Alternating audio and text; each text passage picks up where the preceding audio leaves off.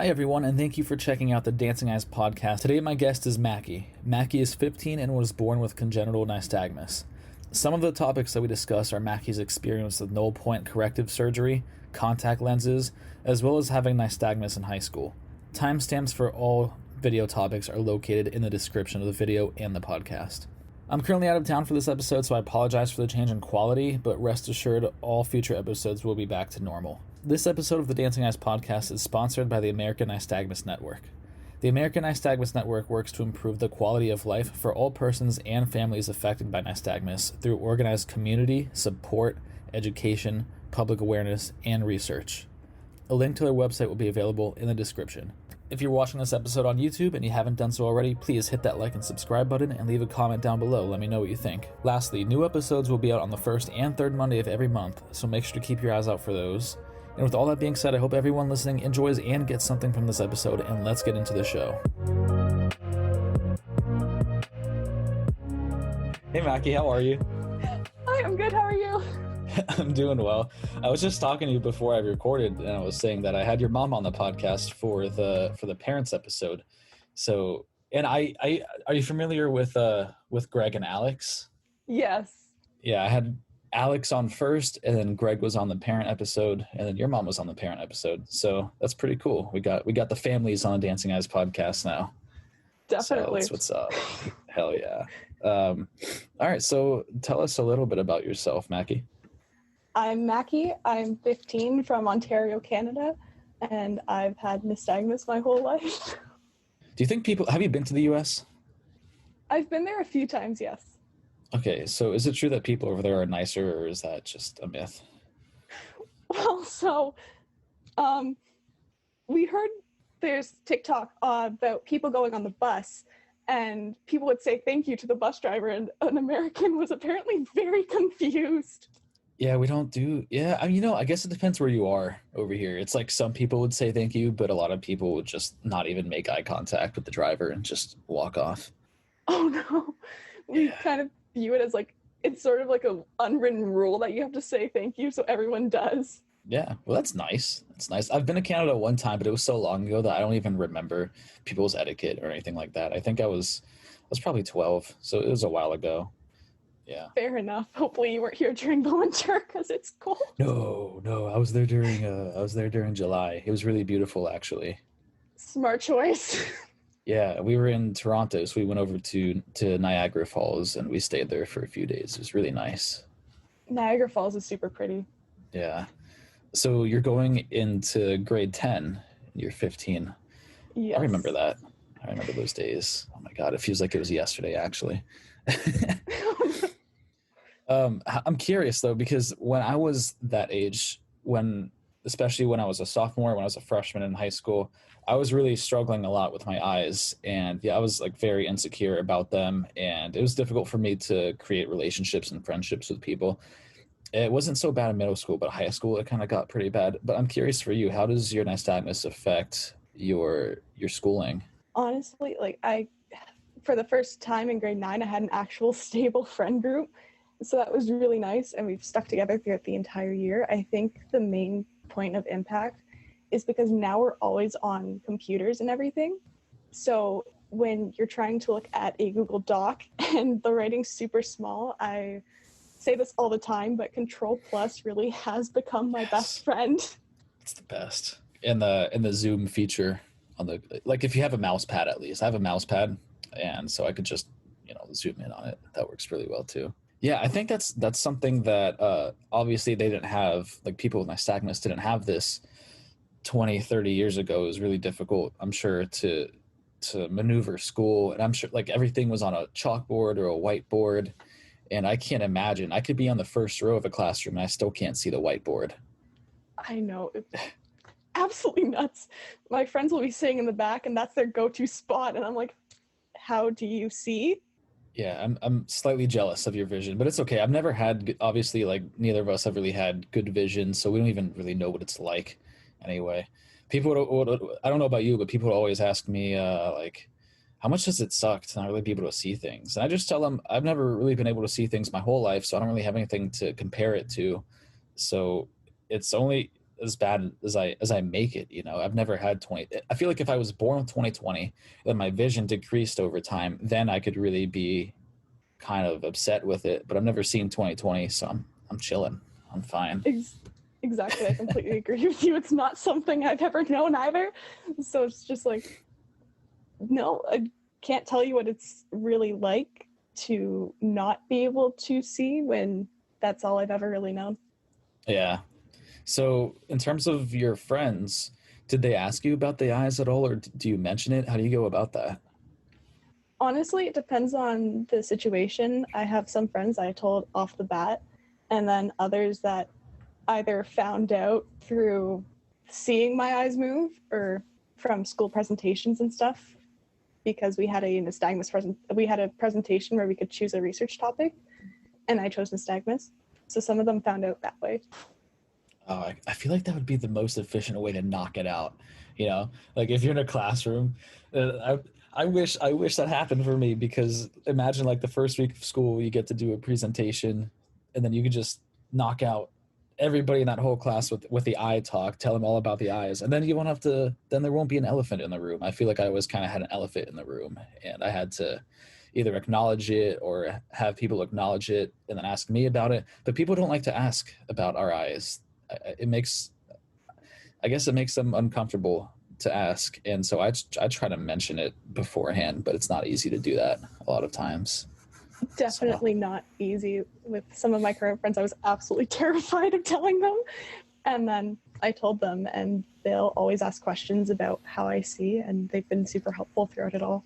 So is that the usual question that they ask you when people find out about your nystagmus, is how much you see? Like what kind of questions do people usually ask you? Most of the time it's, what are the side effects? What are some of your challenges? I've gotten a few questions about why my eyes were doing that, mainly when friends were saying something concerning and my eyes kind of like bulged open and they were shaking a lot. So my friends always asked, why are your eyes doing that? Yeah, and what's their reaction when you tell them why they're doing that? They've always been super supportive.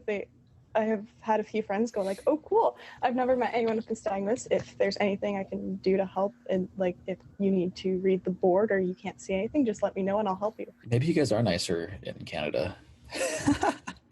Maybe you guys are. I mean, I guess I had generally positive stuff, but I don't know about you. I've had some people like try to play. I've had like a few people would come up to me and ask me if they could play games with my eyes. I'm like, what does that even mean? No, I don't want you to play games with my eyes. I don't know what that is. No. What other tips do you have for people in school in terms of like visibility, in terms of their vision? I know you said Control Plus. Anything else that you do?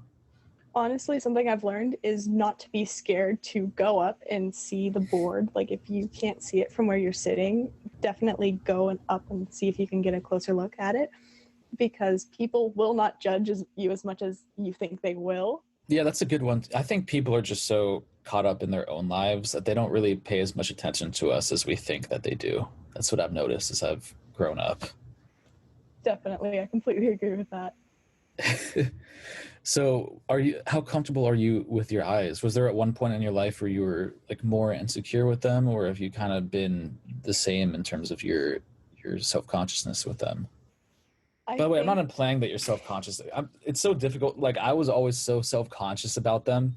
So it's always difficult for me to like see people with nystagmus who weren't self-conscious about it. I was always so insecure about it. So if you're like not insecure about it, that's good. But honestly, when I was younger, I was very self-conscious about it because I had surgery in grade 3 to help my null point, and so when I got back to dance class, my eyes were bloodshot red. And there was a kid in my class, I guess we'll just call him Jake, and so for the next 3 years I was called Jake's evil twin because of my eyes, and that led me to be really self-conscious about them for quite a while. I got you. What surgery did you have? I had a surgery with Dr. Hurdle in Ohio to help the null point recenter. What's your experience with that? Did it help? It helped a lot. I can see a lot clearer than I could have before, and driving being something I wasn't going to be able to do before. It's something I can do now with obviously some boundaries. That's exciting. Yes. So you're 15, so I guess, can you guys drive there at 15? When do you start driving? We can start driving at 16. Okay. You're almost there.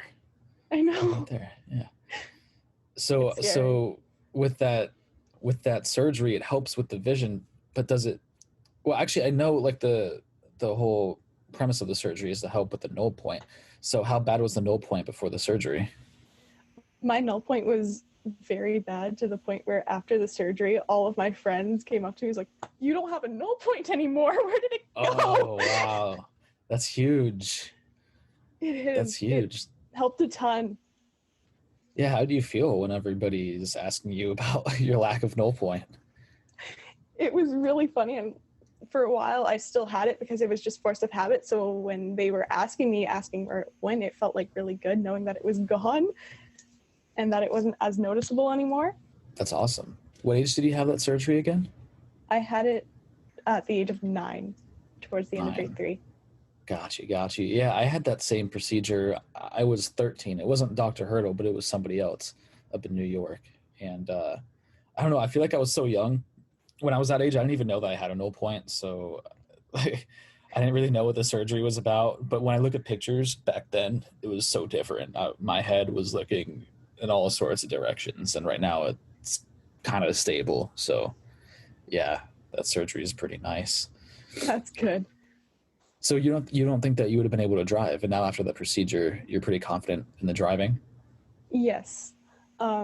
We knew beforehand that my vision was not the best, and that it was going to be highly recommended that I didn't drive, but now I'll be able to, we think. And we have a eye doctor's appointment coming up soon, so that will give us further instructions on that. Nice. Are you wearing contacts right now? Yes, I am. Okay. What kinds? I've always struggled with the contacts. I'm curious what kind of contacts you're wearing. I think dailies. That's about all I know. So you get to like they're not reusable. You just swap them out every day. Yes. Ah, interesting. And those are soft ones, right? So they're not hard. They're not hard at all. They're super comfortable to wear. What? I gotta look into that. I gotta You look into should. that. Oh It's my super god. helpful. I used to always be absolutely terrified of wearing them. And then last year at the American Nystagmus Network conference, there was a teen session, and there was like this whole rant and presentation from someone who was wearing contacts, and they're like, "You should all wear contacts." So next thing you know, you have 5 of us all going to our parents, being like, "Let's go." Oh man, yeah. That's why, I couldn't do contacts because they gave me these hard lenses, and these lenses are tiny, they're hard, and you can't bend them. Like if you bend them, you're gonna break them. And they No. had, oh my god, it was so weird. The insertion process was the same, but to take them out, I hated it. Now that I'm thinking about it, I hate it. But they gave me like a plunger. They gave me a plunger, and I like open my eye up and like stick it in, and that's how I removed the lens. Oh no. Yeah, and so that was one of two removal practices. The other one is I just like pull my eye and then just blink, and then it popped out, which that one worked sometimes and it didn't. These lenses were a pain in the ass, and they were so uncomfortable. I did not enjoy my experience with these lenses. Oh So I'm no, that really. kind of jealous of you right now. What's your vision? Um, my vision, I believe, is 2030. However, my eye doctor is wanting to push it to 2025. That's near perfect. That's almost as good as it Yes, gets, right? Yeah. exactly. What's your doctor trying to do to push it? He's just like, we should just push it to 2025. I don't think there's anything we can do to push it to that, but he was I very tempted to push it. Just right, 2025. Damn, I wonder how. I wonder how you. It's like he's gonna force you to read the letters below it somehow. He's like, you gotta read the letter, figure it out. I don't even know how you do that. I don't know. Always feel so bad because I take forever to read the notes, the letters on the board. Oh my god, yeah. Is it because your eyes are shaking so much and you can't see it because of the movements, or is it just because it's blurry regardless of the shaking? I think it's just blurry regardless of the shaking. However, I don't like doctor's offices, so that could very well be a factor that plays into it with the eye They're the shaking. worst. I hate those places. Me too. Whenever they test the vision, that's what always gets me is my eyes will be shaking so much that I can't read the letters. But if they weren't shaking, I'd be able to read it. So that's the annoying part. It's just like if my eyes would just shut up for a minute, I'd be able to read so much further down. But Oh they have a no. mind of their own, you know. Oh, they definitely do. During Yeah. like the pre-appointment eye tests where they make you put your eye next to a machine and like look at the red balloon. We probably had to do that one over 5 times or so before they got it corrected. Like reading. Yeah. Yeah, because they don't let you do it with your null point. They make you look straight on with it. And then if I look straight on into it, my eyes are just going crazy. And I think everybody, I don't think anybody who has nystagmus is fond of those stupid machines. We hate those things. No, my music teacher and I went into a whole rant about it because she goes to a specialist eye doctor's and they make her do those tests probably 3 times a year. She's not thrilled. So music teacher, what kind of music teacher are we talking? You taking music classes? I take music and band in school. Music and band. Okay, so what's the difference? So music is a course during the day and band's a course after school. She teaches both. And so she's stuck with the same group of kids all year. She's so happy at summer vacation right now. Oh man. Yeah. Yeah. Well, so like what kind of music do you listen to? As in like classes or just in general? Just in general, what do you vibe with?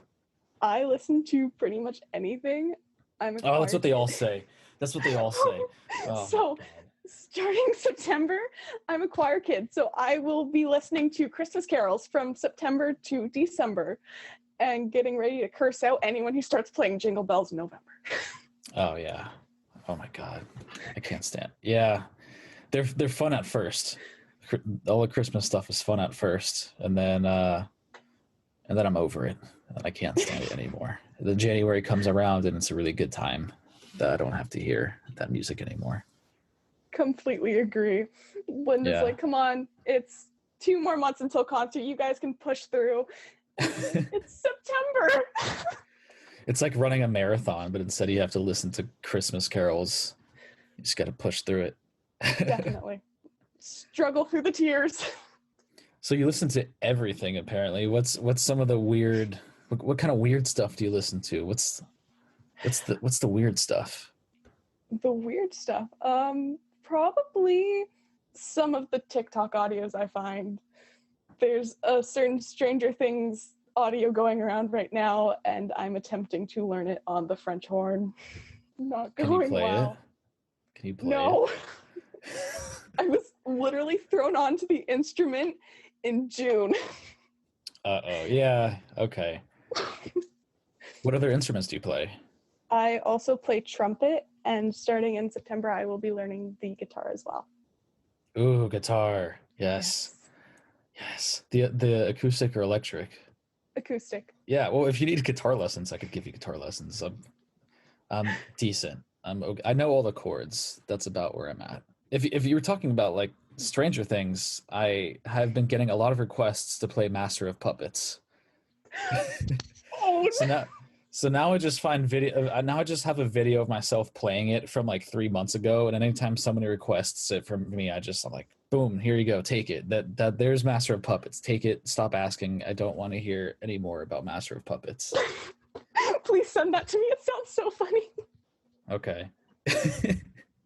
It's decent. I can't go as fast as the actual song, but it's decent. It's all right. It's all right. It's a really good song. I was actually talking to one of my guests about that song months ago, way before Stranger Things ruined it for me. Oh no. Stranger Things did that with Master of Puppets, and then TikTok likes to ruin a lot of songs too. They do. They really do. So in terms of weird stuff, are you familiar with 100 gecs? I don't think so. Okay, good for you. Ignore it. Ignore what I said. Ignore 100 gex. It's fine. I'm still awaiting my first guest who's familiar with 100 gex, and it'll happen eventually.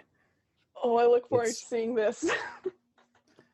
Yeah, I don't know if anyone's gonna ever have heard of it before, and if you've never heard of them, that's totally okay. You're probably better off never listening to them. But to me, that's what I like. That's the weird stuff that I listen to. So yeah, anybody who's listening to this, I don't recommend you. I don't look up 100 gex. It's fine. It's whatever. So I always struggle with social cues. Like I need people to talk to me. People will make faces or point at things, and I'm like, I have no idea what you're doing, what you're implying. Just please use your words. How do you feel about that? I completely agree with you. I am the exact same way. The amount of times my friends have gone to tell a joke, and I'm just sitting there, and I look at them and I say, "What are you trying to imply here? Because I am confused. I need help." Or yeah, if you ever have somebody show you a meme and you're just like, okay, I don't know what to do with that. I can't, like, you're holding it all the way over here. I can't see it. Yes. I just started to, I'll just start to laugh at it and then pretend that I can see it because I don't like to go through the whole thing. And then sometimes I'll get caught. They're like, have you actually seen, like, do you know what it's talking about? And I'm like, yeah, totally. I know what it says. Hence, that's why I'm laughing. And they're like, okay, so what do you think about like this part? I'm like, okay, yeah, you got me. I can't see it. Just put it closer. That's so relatable because it happens so many times. Yeah. My friend, we're both obsessed with Harry Potter, and so she'll show me memes of the cast and put it like here, probably about this far away. And the reading's so small, so I'm just like, can you please put the phone closer? Are you one of the movies are better than the books, or the books are better than the movies? I think most of the time books are better than the movies, but it genuinely just depends on how the book's written. What about you? Oh man, it depends. It depends. I haven't read a lot lately. I've been reading a lot of nonfiction stuff, so there's not really a lot of movies with it. But in terms of Harry Potter, I thought that the movies were really good, and so were the books, obviously. But I really enjoyed the movies. What do you think? The movies for Harry Potter were amazing. They did such a good job on them. There were definitely some scenes that were so important that were left out, but yeah, I don't know about you, but I did this thing where I would read the book and then watch the movie, and then read the next book and then watch the next movie. Did you kind of go through that progression? What did you go through with Harry Potter? I probably should have gone that way. What happened is we read the first 4 books, then watched the first movie, and then I read the rest of the books. And then we restarted the entire movie franchise. Oh, got you. Yeah, that's always my pet peeve with those is they either they don't forget it obviously, but they don't include some scenes that I find would be good in the movie. And yeah, I don't know. What are some of your favorite books? Right now, I'm currently obsessed with They Both Die at the End. Is that the name? Yes. It's called They Both Die at the End. Yes. It's kind of meta. It is. Do they die? I was on the book, and his roommates come up. His roommates come upstairs, and I'm literally crying. And they're like, "Hey, dude, can you please look at your child?" Because they're currently crying their eyes out. What kind of book is it? It's a romance book, and it's set in a place where everyone gets a phone call the last 24 hours before they die. Except you don't know when or how you're gonna die. That's deep. I wonder what would you do? What would you do if you got that phone call? I would definitely spend all the time I had with my friends and family and just overall important people in my life who've shaped me into the person I am. Now, what would you really do? No, I'm kidding. That's fine. I would do the same thing. That's probably what I would do too. That's an interesting concept for a book. Did they make a movie for it? I think there's been discussion of a TV show, but that was a while ago, so I don't know what's going on with that at the moment. I feel like it'd be tough to keep along with one character in that book because I guess they're all dying just left and right. The thing is, there's a prequel coming out in November, I think. October, November, somewhere in there. A prequel? What's that, like before they get the phone call? Life before the phone call? I think it's from when they were kids. I don't entirely know, but I know it's going to absolutely wreck me. That sounds like an interesting topic, though. Maybe I'll look into it. Sounds pretty neat. It's very good. I highly recommend it. Do you like horror films? No. No. I'm definitely terrified of them. Do you? I don't know. It depends. Like, I guess Michael Myers is all right. The Halloween stuff is all right. I watched a quote unquote horror film the other day. It was that new Jordan Peele movie. It was it's called Nope, and I didn't understand what was going on. That movie, that's like a high IQ movie. I can't do that. There's a lot of stuff going on, and I had no idea what was happening. But I don't know. Yeah, I guess I guess I can't even really talk to you about it if you've never seen the trailer for it. I haven't, but I'll have to check it out at some point. It was something. I don't know. I don't think that I liked it, especially because I didn't understand it. Maybe if I understood what was happening, I would actually maybe be able to enjoy it. Okay, so you actually like school. You're one of the only people that I've met that actually like school. Why do you like school? I'm not hating you because you like school. That's cool. It's cool to like school. All right. Why do you like school? I like being able to hang out with people, and some of the classes I had last year were a lot of fun. Like music and gym were really fun, and a lot of my teachers last year were great. And what makes a great teacher?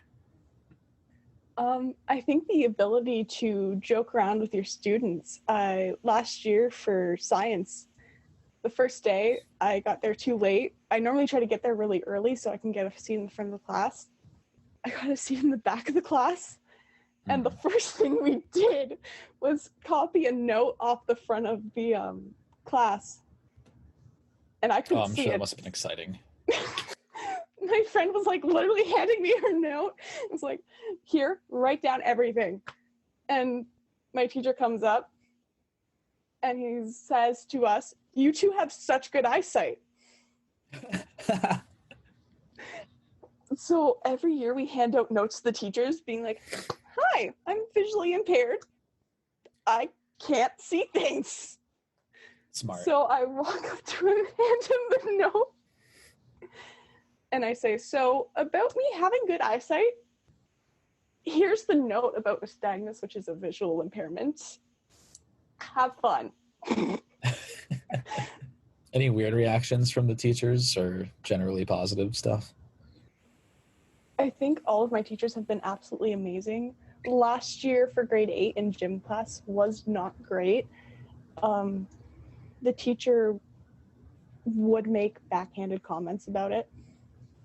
My balance is off, and he knows this, and he would always comment on how bad my balance was. My teacher was absolutely amazing. She talked to me because we were doing baseball. I cannot see a baseball flying towards my head to save my life. Me neither. And so she pulled me aside and was like, "What can I do to help you see the ball when it's coming? Is there a certain way I can throw it?" And that was absolutely amazing. That was nice. Yes. Yeah, I think there's something about when a teacher makes you feel understood that makes me appreciate the teacher more than the others, you know? Definitely. And their ability to teach. I think one of the reasons why I kind of didn't like school was a lot of my teachers just didn't really care. It seemed like they were just there to get a paycheck and then go home. And I think that it's so important that teachers are actually passionate about the topics that they're talking about, and they really want the students to understand and even do what they can to influence excitement in the topic and encourage the children to want to learn. I had a lot of teachers that would just go in there, read off of a PowerPoint, and be like, "Here's your homework," and that's it. No. It's such a shame. Yes. Is it different over there than that? Like yes. Canada, the education system, it's different. What's it like over there? It's honestly really good. A lot of the teachers I've had over the last few years have been absolutely amazing even with online learning, because doing that was something I struggled with. I got off at the end of the day with a massive migraine from being online so long. I bet. And they were all absolutely amazing. So did you like I guess aside from the migraines, I would assume based off of what you said earlier that you would prefer the in-person school to the online school, yeah? Definitely. I didn't like online school. The only positive thing about it is that we would go on call every day as a friend group and do homework together, which was really nice because it still allowed for that social interaction. When did you get back into school after the online stuff? So we were in and out of online pretty much from middle of grade 7 to February this year. Oh, wow. Okay. Yes. We were in online a lot. Do you consider nystagmus a disability? I saw you ask Alex this one this morning, and I was like, oh no. So I genuinely think it depends on the situation. I know I did a lot of research at one point because I didn't want to say anything wrong. And from what I got about it, it was about a 50-50 split. I guess, yeah. It's pretty much been about 50-50. Yes. So I genuinely think it overall depends on the definition you're using for it. Fair enough. Fair. I mean, like, do you think that it prevents you from doing things in your life, or not really? Like, how much does it really affect you? I don't think it really affects me a whole lot. I know there are days where I'll get super dizzy because my eyes are just going crazy. Mm-hmm. And that does control some things. I feel you. Have you ever met anybody with nystagmus? No, my bad. You went to the convention. You met a bunch of people with nystagmus. Well, how was that? How was the convention? It was absolutely amazing. They did such a good job of doing it virtually. And we met so many people there, and we all just kind of bonded on our share of stories as children. Yeah. Getting lost in public and losing a parent. There were a number of us who have done that. What about getting into the wrong car? You ever get close to doing that? I think we might have once, but I think that was because my mom misled me and we almost entered a stranger's car. So you went to the online convention. Have you ever been to the in-person one or just the online one? I haven't been to an in-person one. I think we're hoping to go next year, Mm-hmm. but online one was really fun, so I'm excited for it. Yeah, I've never been to one. I really want to go. I know that they're doing one in 2023. I'm really looking forward to going to that one. It looks so exciting.